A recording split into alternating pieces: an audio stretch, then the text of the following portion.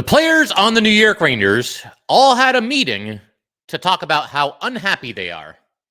Seriously?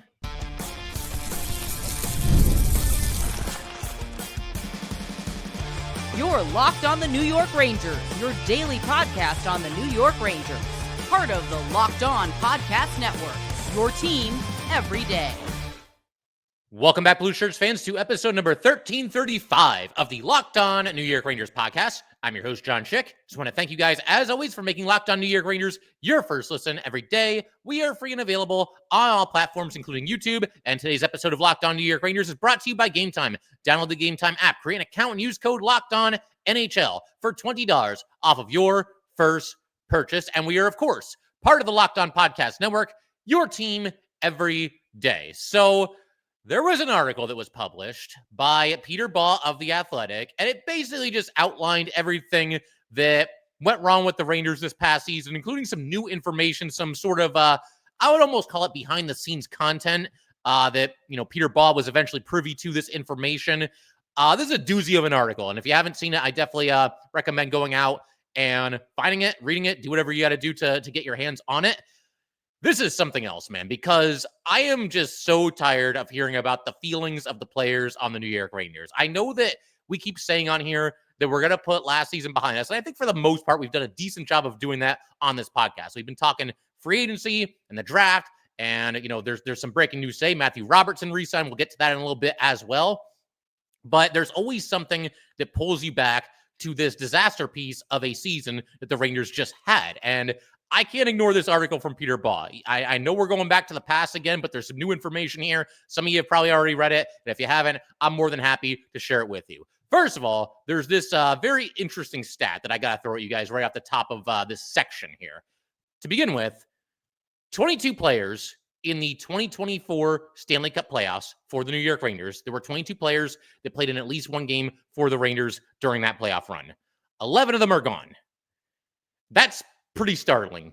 A team in the Eastern Conference Final, a team that was still at the time relatively young, has now moved on from half of its roster. Now, it's a little bit misleading because there were certain guys that were there as rentals, guys like, Jack Roslovic was there, Alex Wenberg was there. Those two guys weren't likely to be brought back. Guys like Blake Wheeler, Eric Gustafsson, they were on one-year contracts. Very small chance that the Rangers would re-sign either one of those players. So that's four right off the bat that are pretty much a lock to be moving on. But that's still pretty startling. We are barely a year removed from the Rangers being in the conference final, and half of the roster, or at least half the guys that appeared in at least one playoff game during that run, are now former Rangers. Chris Kreider obviously being the latest example and probably the most obvious example as well. But this article, again, it dives into everything that went wrong. How did this team go from President's Trophy to win shy of the Stanley Cup final to just being awful this past season, if we're being completely honest about it. Now, there's going to be some recapping as I go through this because it's important to keep the timeline of events in order here. And I think it's important to obviously have some context to when these things were happening and how it all went down. So this article kind of just goes through the entire process here, the entire start of last season up until where we are now. And it begins with the Rangers and how they and Chris Drury chose to waive Barclay Goodrow, even after Goodrow obviously had a very solid run in the playoffs. And I was not against this move when it happened. It's tough. It's a tough business. I think Barclay Goodrow is important to that locker room, or was important to that locker room. And this past season is all the evidence you would ever need to build your case for something like that. But be that as it may, you had a guy that was making $3.64 million per season, and frankly, just wasn't really that good. I know he stepped up big in the playoffs, and I get that, and I'll always appreciate that, and always remember that. I don't think it was ever a lack of effort with Barclay Goodrow, but the Rangers needed some cap space, and there were only a couple of different ways they could do it. They end up getting around Goodrow's no-trade list of 15 teams by placing him on waivers, allowing the Sharks to pick him up. And the Sharks were on his no-trade list, but the Rangers didn't care. They did what they felt they had to do. More specifically, Chris Drury did what he felt he had to do, and Barclay Goodrow was waived and then claimed by the Sharks. And then we've got the Jacob Trouba stuff. And I'm not going to go through every detail all over again, but you guys know the story. The Rangers asked for his 15-team no-trade list a little bit early to try to facilitate a trade.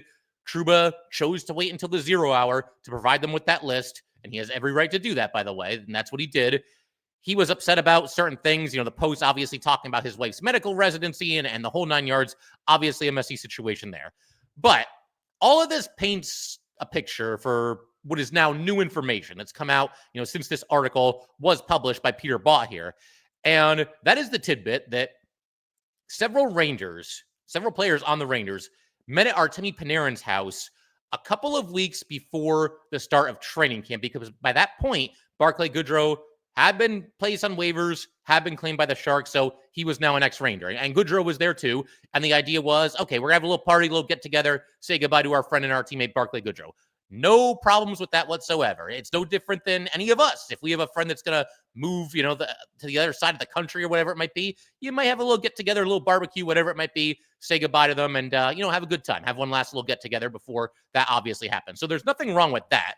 But at this gathering, again, at Artemi Panarin's house, players very openly expressed resentment about how Chris Drury handled both Barclay Goodrow and Jacob Trouba. Now, Trouba, of course, was still on the team, but there was all that news that was out there, and they're going to move on from him, and they're going to trade him. And then they were like, oh, no, just kidding. We're not going to do that. So a lot of Rangers were upset about that, and openly upset about that. This is according to a person who was present at the party.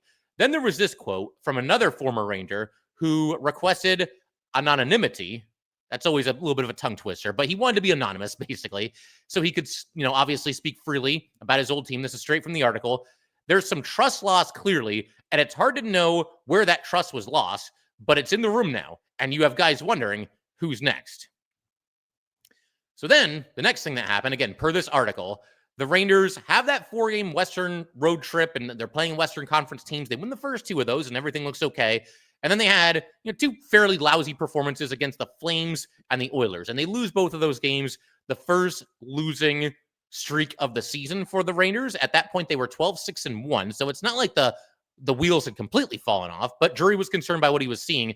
And that's when you get the memo that mentioned that he's open for business and he'd be looking to, trade players from the core, and specifically mentioned both Jacob Trouba and Chris Kreider, who, by the way, less than a calendar year later are now both officially former New York Rangers. And that obviously generated a lot of controversy. It generated a lot of buzz. We talked about it on here quite a bit as well.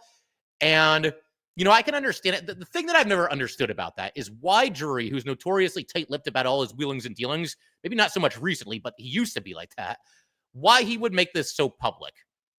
If you're thinking about doing that, just operate in the shadows and make some calls. Don't even let the players know that you're doing that, man. Like just get a feel for what's out there. What would you give us for Jacob Trouba? What would you give us for Chris Kreider? Just get a feel for it. You don't have to make it known to the players or certainly to the public that that's what you're doing.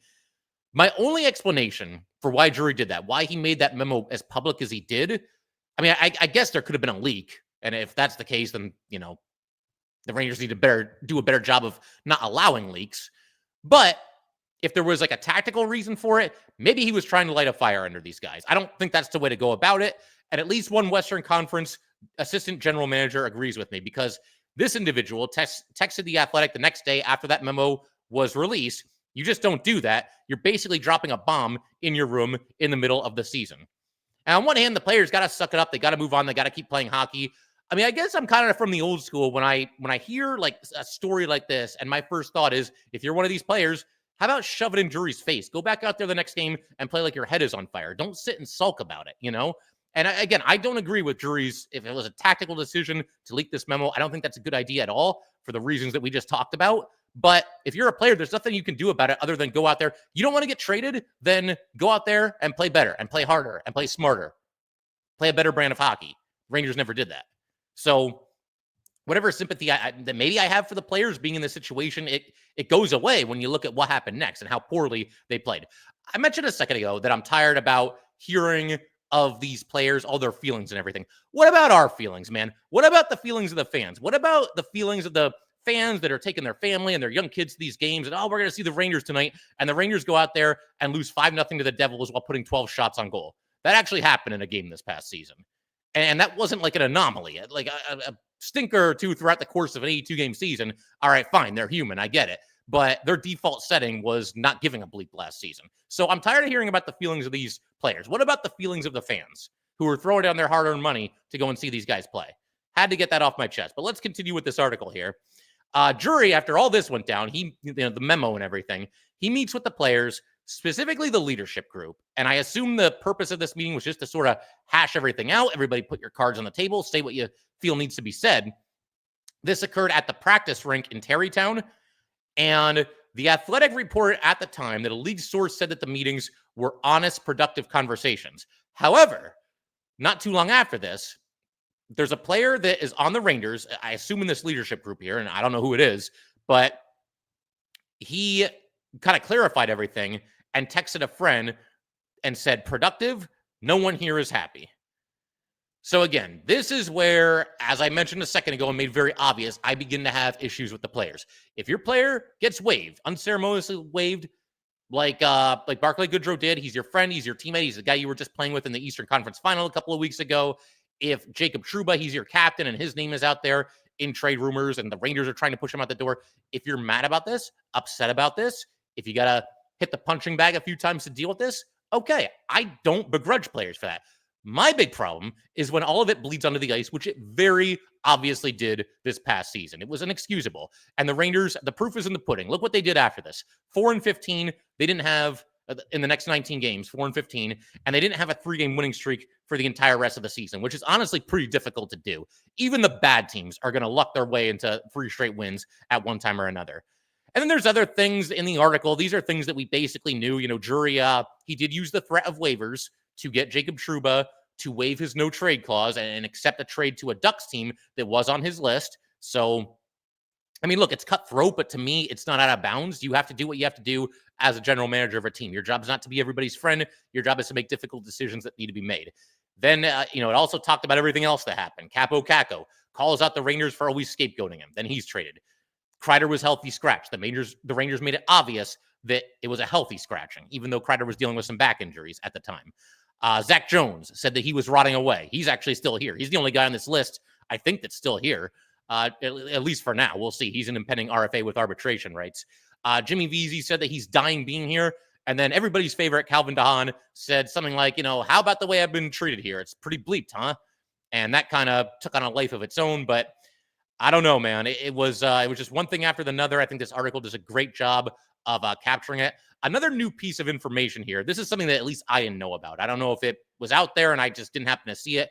But apparently, Kreider, and I guess he's just joking around a little bit, but he's really not joking when he said this. This is something that occurred at the annual charity casino night in January. And keep in mind, this is when things were actually going a little bit better for the Rangers. The new year began. They were playing a little better. Very low bar, but they were playing better. They went 8-3-3 in January. So they got points in 11 out of their 14 possible games in January. Not too shabby. Maybe the playoffs are still a possibility for this team. And Kreider at that event apparently made a joke about how it's going to be the last time that he's going to be at that event. And again, I guess he's just joking around. It's tongue in cheek, but I don't know. That isn't really the time for it. I don't know who he made that joke to. The article doesn't make it clear. Was it just like a group of fans? Was it his teammates? Was he on the microphone when he said it? I don't know any of that, but it just goes to show that I think the distrust and the bad feelings between the Rangers and management were certainly lingering. And the other last piece of information that I think is new is that James Dolan did address the team after the season during, or I guess right before the exit meetings. He talked about the privilege it is to be a New York Ranger and that it has to start now. It has to start this summer. So that's pretty much everything. Truly an eye-opening article. I don't care if I ever have to talk about the feelings of a player on this Ranger team again. Maybe that sounds a little bit cold to some people listening to this, but your job is to play hockey, not to mail it in because the GM did 1 or 2 things that you didn't like. I'm sorry. And Drury's not blameless either. I think there's certain things that he probably could have done better, but the players are the ones playing the game. They're the ones that control their own effort, and the Ranger effort this past season was unacceptable for pretty much the entire 82 games.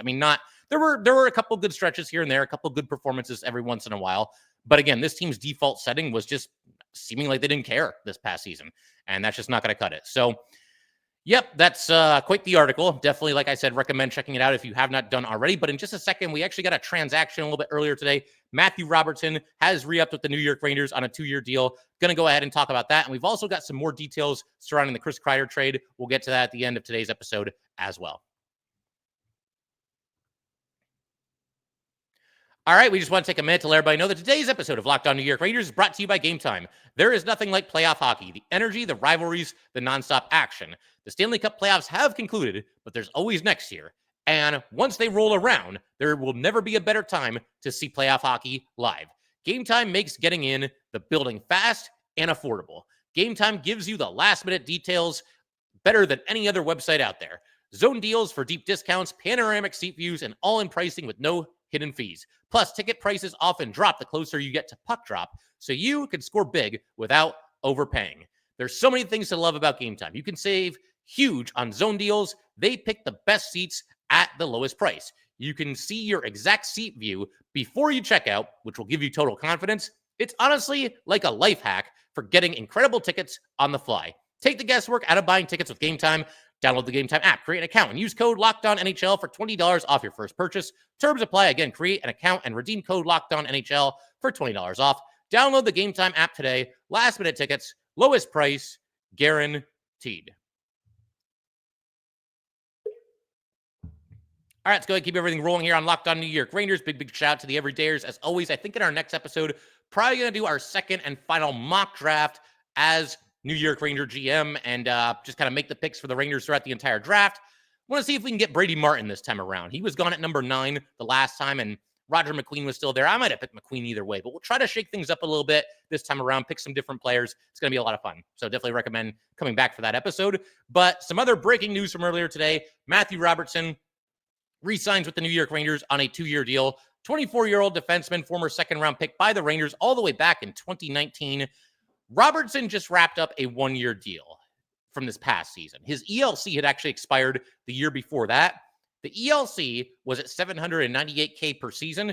So this past season, he actually ended up making less than that. 1-year deal for $775K. And now he gets a 2-year deal. And the way this is going to work is as follows. The first year of the contract is a 2-way deal.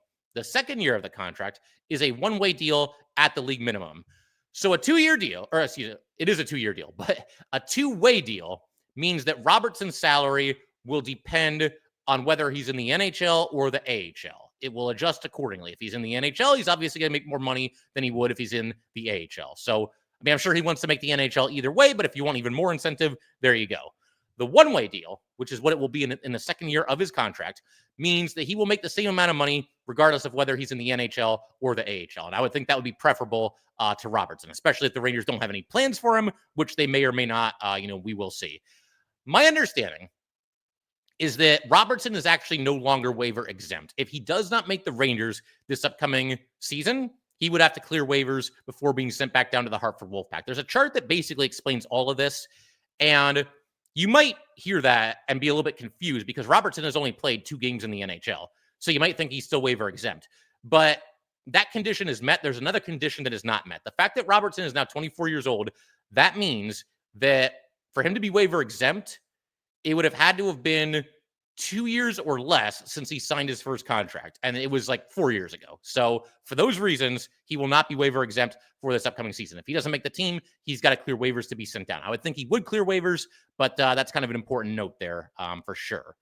So as far as Robertson and his role, and is he going to make this team, and are we ever going to see him play other than these 2 meaningless games that he played at the end of this past season? We'll see. I don't really expect him to be there. You know, he was a former second rounder, like I said, taken by the New York Rangers. And the Rangers have had countless opportunities to call him up, even if it's only for a game or 2 here and there. And instead of doing that, we've seen them roll with defensemen like Brandon Scanlon, Connor Mackey, Ben Harper, Chad Ruedel. Nothing against any of those players, but they're just veteran journeymen, NHL, AHL swingmen, for the most part. Ruedel's been in the NHL for longer than the rest in that bunch. He's got more games, but regardless, you get the idea. They tend to go with just the random journeyman defenseman over their own second-round prospect. So I think that kind of gives you an idea as far as where the Rangers are at right now in terms of how Robertson has performed with the Hartford Wolfpack. Now, I don't see every Wolfpack game, but the general consensus seems to be that he's a decent AHL defenseman. He's not really the guy driving the bus most nights, but he's not like a terrible liability out there either. But if he's only like so-so in the AHL, then he might struggle in the NHL. So again, the reasonable conclusion here is that the Rangers are not sold on Robertson being an NHL defenseman. Now, with that said, we did finally, at long last, see him make his NHL debut this past season with 2 games left. It would have been absolute lunacy for the Rangers to not call up Robertson and put him into the lineup for those last 2 games, because by then, the Rangers were mathematically eliminated from the playoffs. At that point, the only thing I cared about with this Ranger team was Sam Rosen, his final 2 games, because we knew they weren't making the playoffs. So let's say goodbye to Sam Rosen. Let's make sure we take this in these final 2 games here. And let me watch the kids in action. Let me watch Robertson. Let me watch Perreault. Let me watch Berard. Let me watch Hoffman. The veterans, I was beyond done with them at that point, and I'm sure I wasn't the only one. If one of the veterans had the puck, I kind of just tuned it out. I was trying to just watch the young players, even when they were away from the puck for those final 2 games there. As far as Robertson goes, though, is it fair at this point to call him a bust for the Rangers? I don't think we're quite there yet, because, as I mentioned just a second ago, he has only played 2 games in the NHL. So there's so little to go on here. And it's possible that maybe this is somebody that could surprise you in the NHL, despite maybe not standing out in a great way in the AHL. I mean, crazier things have at least happened. But it's funny because when you talk about like Ranger busts, especially, in recent history, the names that are going to come up, the 2 right off the bat that you immediately think of are Vitaly Kravtsov and Elias Anderson. You can say what you want to about guys that maybe the fan base runs hot and cold with, whether it's Lafreniere, Keandre Miller, Capo Caco before he was traded. At least those guys are NHL players. None of those guys are going to fall out of the league anytime soon. They can drive you a little nuts for different reasons. And Caco's already gone, and who knows what's next for Lafreniere and Miller. But they're NHL players, and they're going to be in the NHL for quite some time going forward. You look at Kravtsov and Anderson. I mean, they just were not good at all, and those are serious top 10 picks there, and it didn't work out. So those are the first 2 that come to mind. I think Nils Lundkvist is another one, although the Stars kind of let the Rangers off the hook for that one because they traded him a first-round pick for it. No idea how the Rangers pulled that off. But, Robertson, honestly, if he doesn't get into the NHL and stick there and become at the very least like a decent third-pair defenseman, then yeah, he's going to be seen as a bust. It's one thing for us to criticize the Rangers, and we've done that for various things, including this, that they don't let their prospects, they don't give them a chance, they don't let them play, they go with these washed up veterans or whatever it might be, and there is some truth to that. But if you're a former 2nd-round pick, you've got to believe that sooner or later the team is looking to give you an opportunity, and it's your job to kick the door down and give them no choice but to call you up, right?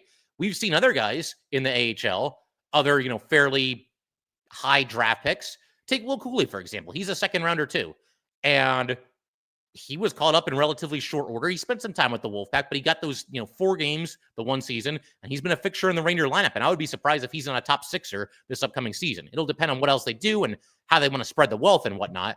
But Will Cooley is a homegrown success story, and he obviously kicked the door down. And when he got his chance, he didn't miss. And Matthew Robertson obviously just has not been able to do that. You've got a 2nd-rounder here who has played 250 games in the AHL.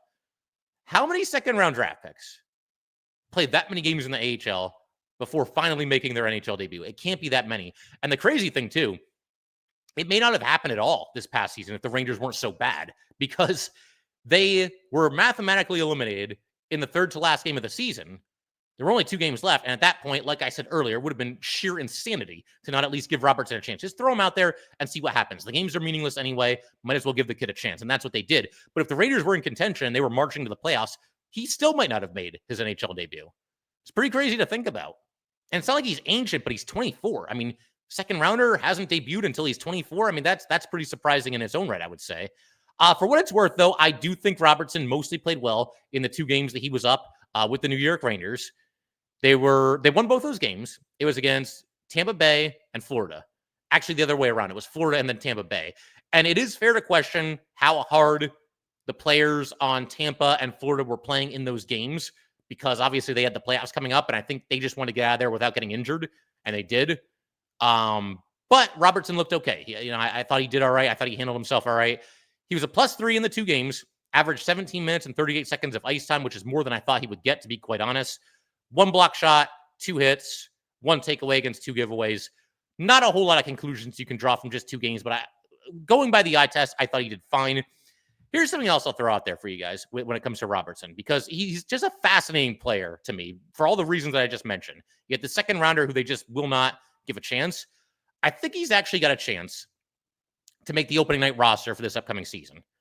I'd put it at less than 50-50. I don't think he will make the team, but I don't think it's as far-fetched as it might appear when you first look at it. His chances are going to hinge very largely on what else the Rangers do and which of these in-house defensemen stay and which of them are gone. And do the Rangers trade for a defenseman? Do they bring in a defenseman via free agency? Do they bring in multiple defensemen via that avenue? Is Keandre Miller going to be back? Is Zach Jones going to be back? Is Carson Soucy going to be back? All three of them facing very murky futures with the New York Rangers. It's possible all three of them are gone. Will the Rangers go out and will they sign a Provorov or a Gavrikov? I personally don't want them to because I think those two players are destined to be massively overpaid. They're good defensemen, but they're going to get paid like they're Norris winners, and I just don't want the Rangers to do that. But again, this is all to say that Robertson's chances of making that opening at roster, how many spots are open? You know, how many of these guys that I just mentioned, these in-house Rangers, are still here at the start of this upcoming season? And what else do the Rangers do as far as their offseason wheelings and dealings here? If a spot is open, he might get it by default because who else is there? Like, can you imagine, say like 2 out of 3 of like Miller, Soucy, and Jones are off this team and the Rangers don't bring anybody via free agency? I mean, who's left? You got to fill out the team somehow. Robertson could make it by default if that's the case. And that's not the way I want to see him make it. I mean, he'll be happy to make it no matter how it happens. But with the Rangers balking at the idea of calling up Robertson for all these years, letting him play 250 games in the AHL before finally giving him a chance in 2 meaningless games at the end of this past season, like, I don't want him to just make it by default. And that's what would probably happen, because what would change as far as the Rangers' opinion of Robertson where he makes the team this upcoming season? He would, the only explanation would be him making it by default. There's nobody else to put there. But we'll see. I'm kind of still rooting for him. You know, he's an interesting player. It's fascinating to me how little we hear about him over the years that have gone by here. And we'll see what happens. If nothing else, you know, maybe he gives you some depth at the Wolfpack and you can call him up on an as-needed basis. But in just a second, where I keep everything rolling here, I want to actually shift our attention back to Chris Kreider. Some more interesting details about, you know, the trade and how it all went down and all that good stuff. Some interesting quotes as well. We will get to that in just a second.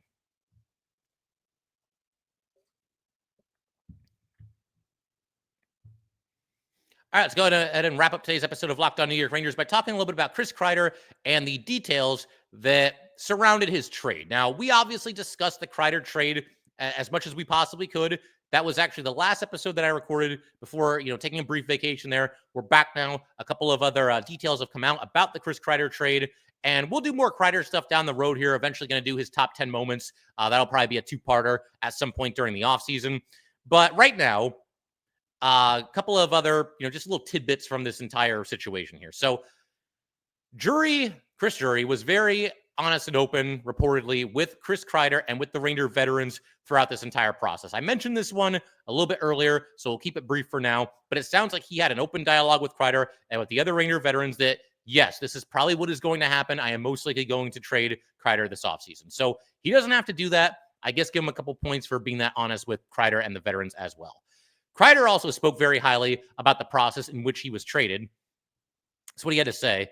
It was done in a really respectful fashion by the New York Rangers. Other people that I've spoken to who have had a change of scenery at some point in their career all speak very positively about it. So that's good to know. It's good to, I mean, look, Kreider, you can get mad at him for the way he played this past season, and a lot of us did. There's no doubt about that. For the most part, though, there's a lot more good memories with Chris Kreider as a member of the Rangers than bad memories.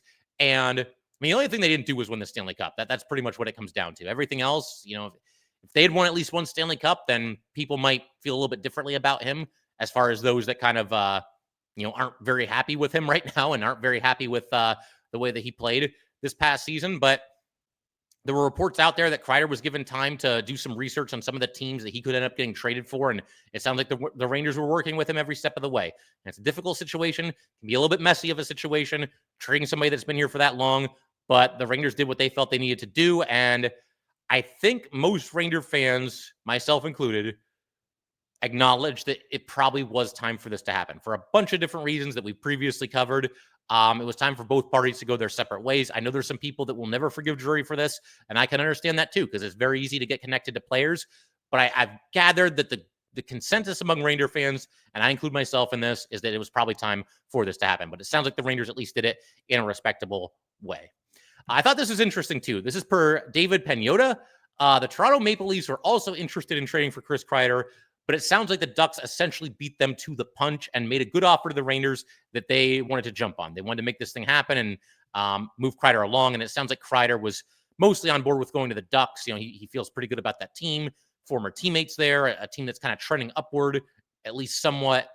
The other question that I have hearing this is with the Leafs, were they also on Kreider's no trade list?